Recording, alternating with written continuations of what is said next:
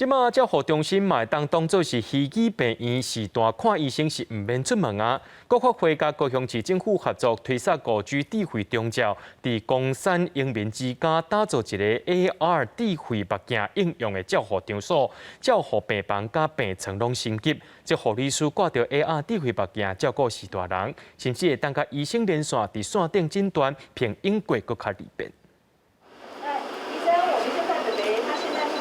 伤口目前中间发黑的部分呢，都已经改善了。护理人员伫 AR 智慧目镜，互医生通伫线顶看病。透过智慧目镜，护理人员嘛会当马上看到每一位时大人需要食什么药啊，也是照护。比如说他特别需要做皮肤的检查啦，然后翻身拍背，在智慧眼镜上做显示。那显示的话，就是项目就会很有顺序，一条一条，让我们可以很清晰提示我们。除了智慧目镜，另外这顶眠床会使自动替时大翻身，侦测伊敢有家己落眠床。透过电视，嘛会当监看规间房间的状况。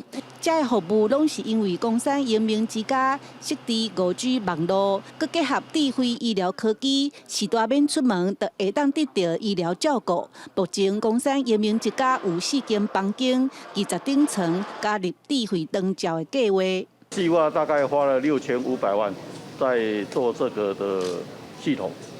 那未来的发展不是只有在这个地方，这个以后农家的16个农家还有8000个病床都会开始做。台湾伫2025年就会进入超高龄社会，佮加上疫情，稳固医疗需求增加。国发会甲高雄市府合作，推出5G 智慧灯照，希望提升医疗效率，嘛，互时大佮较好的照顾。记者陈嘉文、罗伟哲高雄报道。